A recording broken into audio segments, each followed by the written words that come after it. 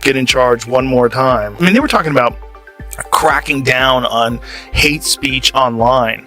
Like, the free speech is not hate speech. That Tim Walz guy was actually saying that. I think we need to push back on this. There's no guarantee to free speech on misinformation or hate speech, and especially around our democracy. Hate speech. Free speech does not include hate speech. Well, what are you, by whose definition? Yours? A guy who thinks tampons should be in the boys' room? After it's born. Trying to distort the way a law is written to try and make a point, that's not it at all. What was I wrong about, Governor? Please tell me, what was I wrong about? That is not the way the law is written. Look, I've given I've given this advice on a lot of things, that getting involved, that's been misread, and it was fact-checked at the last debate. From 2015 to 2023, which was the date Tim Walz repealed the law requiring life-saving care, 24 babies were born alive in Minnesota after an attempted abortion. If brain fog wore a suit and signed bills, it would look exactly like Tim Walz. Joe Rogan and Megyn Kelly just drop-kicked his entire agenda into next week. Ever wondered what happens when a governor runs a state like it's an improved class no one asked for? Spoiler alert, it's a disaster. Stick around, because Rogan has jokes, Kelly has receipts, and Tim Walz has confusion. This is the roast Minnesota did not know it needed, but definitely deserves. Part of this gang of ne'er-do-well criminals. And the whole movie, you know that there is a big boogeyman lurking named Kaiser Soze. And Kevin Spacey's character gets dragged into the police station early on, and they are really tough on him. They start questioning him. Chaz Palminteri does a great job of cross-examining him. And at the end of the movie, you find out that this guy doesn't have the limp he pretended to have, doesn't have like a bent hand that he pretended to have, that he's perfectly fine. He struts off into the sunset, and we learn he was the bad guy all along. And I have to tell you, Mark, that is how I'm feeling today about Tim Walz. This guy scares. Oh, Tim Walz, Minnesota's very own political IKEA chair. Wobbly, overpriced, and somehow still falling apart despite being brand new. Every time he opens his mouth it creaks. Leave it to Joe Rogan and Megyn Kelly to roast this guy like a Thanksgiving turkey stuffed with indecision and policy backfires. That Tim Walz got into power. Like, if Kamala died and Tim Walz, Tampon Tim, president, you know how crazy this country would be? That weirdo who puts tampons in the boys' room. And what about our joy? Like, he's a complete pathological liar. Like, a complete liar. Lied about being in Tiananmen Square. Lied about being a head coach of a football team. Yeah, I thought some of that was just weird and how avoidable it was. 100% avoidable, but pathological liars, people that are habitual liars, they just lie all the time about everything. But there's a way If you are enjoying this video, please make sure to subscribe to the channel and hit the bell icon. But now let's dive into the unraveling of Tim "Oops, I Did It Again" Walz. The man treats leadership like a round of SimCity on hard mode with the controller unplugged. He governs like someone trying to win a participation trophy in a leadership escape room. Every decision just sets off another locked door, another smoke alarm, and one more reason Minnesotans pretend they are from Wisconsin. Bring in her, and they bring in this other guy who's radical from Minnesota. That's the vice president, who he believes a lot of wild things. One of them is transgender surgery for people who are under 13. Another one is abortion up until 9 months. Ooh. Yeah. He changed the Minnesota state flag to make it look like a Somali flag. That stuff scares the fuck out of me. Joe Rogan took one look at Tim's pandemic policies and nearly choked on his elk jerky. It was like watching a man try brain surgery with a selfie stick. One week it was stay home, stay safe, and the next it was come on out, we believe in you. As if the virus was an awkward guest waiting for an invitation to leave. Tim handled COVID like he was trying to land a plane while reading Yelp reviews for breweries. Continues for Tim Walz on the disastrous performance he delivered, in particular when it comes to his self-described knuckle-headed behavior. This one was that he was in China when the Tiananmen Square disaster unfolded, when hundreds of people were killed. I have my dates wrong. I was in Hong Kong in China in 1989. That move from Hong Kong into China, it was profound for me. That was the summer of democracy. I said it's where I understood how sacred democracy was. It's what encouraged me about 15 back and forths with my students, taking them to China. I speak like everybody else speaks. I need to be clear. I will tell you that. I do understand China a hell of a lot better than Donald Trump. Kamala Harris understands China. The excuse for his lies, Michael, is I speak like everybody else. Megyn Kelly was not far behind wielding sarcasm like a chainsaw at a Build-A-Bear workshop. Watching her talk about Walz was like hearing someone describe a bad Hallmark movie full of plot holes and crying over cheese in a canoe. She turned him into a political pinata stuffed with broken promises, soggy mandates, and press releases that say nothing. Then came the saga of Walz versus Law and Order. That clown show deserves a Netflix documentary narrated by a bald eagle on antidepressants. His public safety plan was like putting a squirrel in charge of airport security. Minneapolis looked like someone lost a bet with a flamethrower, and Captain Empathy stared into the camera like a substitute teacher in the wrong class. He mumbled about healing listening and maybe community gardens, while the streets turned into a demolition derby run by anarchists. He was 100% right with Tim Walz. Saying on my phone, I know some of you know this on the iPhone, they've got that little stock app. I added Tesla to it to give me a little boost during the day. 225 and dropping. I mean, that guy was almost the vice president of the United States. I'm sure you've seen that thing where it shows Obama saying, I need a vice president that's dumber than me. Yeah. Then it's Biden, and Biden saying, I need a vice president dumber than me. And it's Kamala, and Kamala saying, I need a vice president dumber than me. It's Walz. This is why men have tampons. I used to think the Democrats were crazy for saying that men have periods, but then I met Tim Walz. Meanwhile, law enforcement vanished like a magician's assistant. Poof, gone.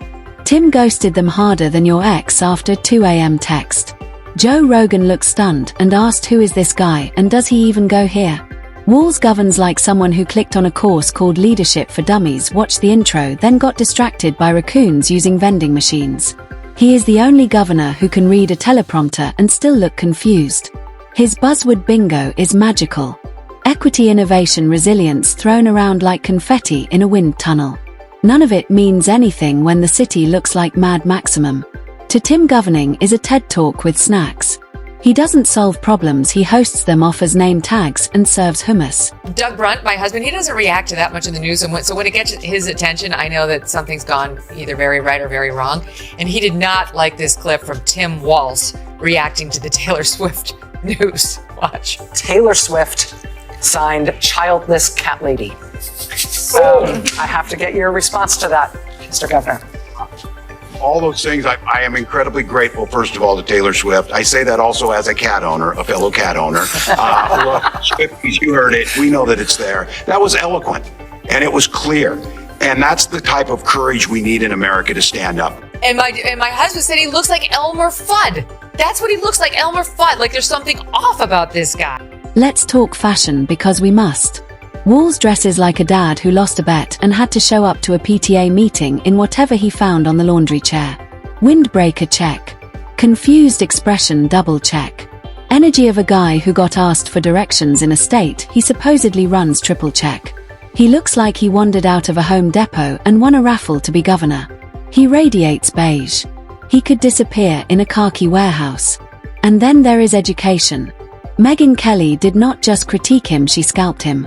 His education policies are what happens when a Pinterest board runs a school district.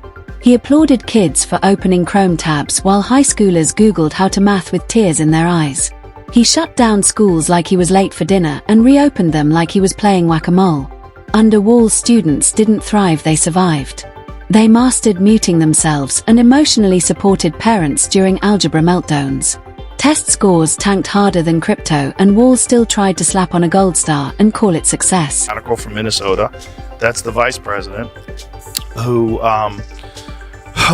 he believes a lot of wild things. One of them is transgender surgery for people who are under 13. Another one is abortion up until 9 months. Ooh. Yeah.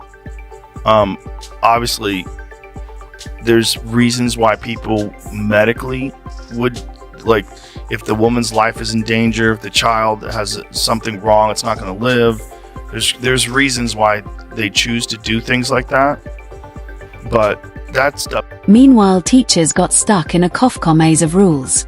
First online, then in person, then both, while juggling knives and solving riddles from the education department's escape room crew. They got a Subway coupon for thanks. Remember when Walz tried to please unions while acting like he cared about parents? He was like a guy flirting with everyone at a dinner party and getting rejected by the wine. Rogan nailed it. Watching him govern is like yoga while chasing a raccoon. Confusing, pointless, and someone ends up bitten. As for the economy, Walz treats it like a hobby between naps. His strategy is duct tape on a leaky dam while handing out canoe coupons.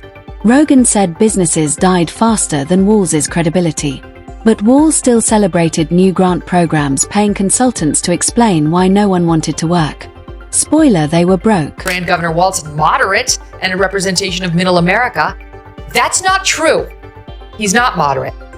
Driver's licenses for illegals, check. Free tuition for illegals, check.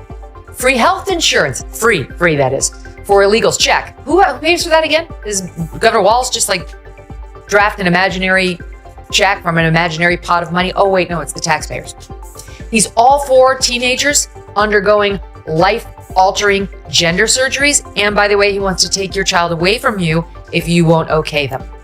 He supports putting tampons in the boys' bathrooms for kids as young as the 4th grade. Megyn Kelly nearly exploded talking about Walz's energy plan. This is the guy who declared war on reliable electricity like it insulted his cousin. Minnesota winters already freeze your soul, and he thought, let's make it colder but for equity. He begged for wind turbines while people froze in their homes. If irony were fuel, Minnesota would be nuclear. And transportation. Oh boy. Walz thought Minnesota needed more trains. Not running ones, just the idea of them. Trains that cost billions, go nowhere, and run on vibes. He approved projects that would make Elon Musk blush without the charm or the budget or the functioning trains. Roads crumbled, potholes evolved, and cyclists survived on prayer. Rogan said Walz's infrastructure plan was like a 12-year-old describing a treehouse. All vision, no blueprint, duct tape holding up dreams. Walz dreams of Montreal while Minnesotans dream of working snowplows. You didn't. Why are you saying you deployed at war? The weapons you used in war? No. You were in war. Like, oh, you were a head coach? No, you weren't a head coach. You were the water boy. Yeah. The fuck are you talking about? I thought some of that was weird. Well, he's just a liar. But that's what a lot of these people are. They're just actors who are ugly. And they're like, well, I can't really make it in show business. And I want a lot of attention. And I want to be a special person. So I'll do politics. I'm good at bullshitting. Mm-hmm. And most people, they're trusting. They're like, oh, he's saying the right things. If you say the right things, abracadabra. Now for the pièce de résistance. Walz's communication skills. This man could give a TED talk on saying nothing for 40 minutes. He talks like someone who swallowed a thesaurus and forgot the words. Listening to him is like playing Mad Libs with a broken Etch-a-Sketch. He is the only governor who can make recycling announcements sound like bad IKEA instructions. Megyn Kelly shredded him like a wood chipper in a library. She said he sounds like a mix of Gandhi and Bob Ross while announcing disaster. We believe in community accountability and sustainable future forward initiative. What does that mean, Tim? Are we getting more bins, or did you just legalize interpretive dance as a crime solution? 8-ball instead. Hey everyone, I'm Megyn Kelly. Welcome to the Megyn Kelly Show. Vice President Kamala Harris delivered her closing message last night at the Ellipse in Washington, D.C. A brief, scripted, of course it was. Whose words were these? Whose thoughts were these? Whose promises were these? Speech where she urged all Americans to, quote, stop pointing fingers and start locking arms. Oh, by the way, Trump is Hitler. It's like the same as Joe Biden after he was inaugurated. I will be a unifier. I am looking for unity. Trump is Hitler. And no sooner had she ended her remark. Rogan dropped the ultimate burn. Tim Walz is the human version of an expired granola bar. Looks fine until consumed, then makes you sick. Minnesotans are reaching for political antacids. When it comes to accountability, Walz runs like he saw his ex at Target.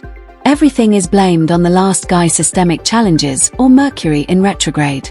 He has more excuses than a high schooler with a spilled Mountain Dew story. And when he is challenged, he does the classic Walz two-step. Smile awkwardly, say we are working on it, and vanish into government fog like Batman in a PowerPoint slide. Tim Walz is out there talking again. These are bad guys, though. These are bad guys. Did you say you could fight any Trump supporter? Yeah, he says he kicked their ass. And I think I could kick most of their ass. I do think that. I think they're scared of him because he can fix a truck. I think I scare them a little bit why they spend so much time on it. They're threatened by his masculinity. I know how to fix a truck. No, I'm serious because I can fix a truck. They know I'm not bullshitting. Do you? I bet you don't. How do we push some of those guys back under a rock? You don't think it's racism and misogyny? I bet if I bring a broken truck to you and a bag of tools, you're Kelly summed it up perfectly. Tim Walz governs like he is trying not to get caught. Every move dodges criticism rather than solves problems. His playbook includes hashtags, half measures, and Coldplay songs for press conference tears. Then there was the great mask debate. Walz rolled out mandates like Oprah giving out cars. You get a mask, nobody knows why, but wear it. When confusion hit, he blamed the CDC, the weather, maybe even gluten. Rogan said Walz's mask policy was less consistent than the WI fee at a Minneapolis Starbucks. Kelly said people were tying socks to their faces and hoping it counted. Out there to be sort of man of the people, you know, in his flannel and like a real regular working class guy, like a teacher you can relate to. And the latest effort was him this weekend, like working on his car. He's just like a guy who works on the car and kicks the engine around. Here is a bit of an ad. This is an ad showing him working on this car. Watch. Everything works on here, except one thing I'm still tinkering with, cruise control. So I'm going to show you how to fix that. At the same time, we talk about creating an opportunity economy. So all of this created a masterpiece of confusion. Every policy was like throwing a dart at a spinning wheel labeled hope for the best. And every time Walz hits make everything worse and form a task force. The biggest irony of all is his obsession with unity. He talks about it like he is hosting a reunion no one RSVP'd to. But his version of unity alienates half the state while hugging a wind turbine and shouting empathy on Zoom.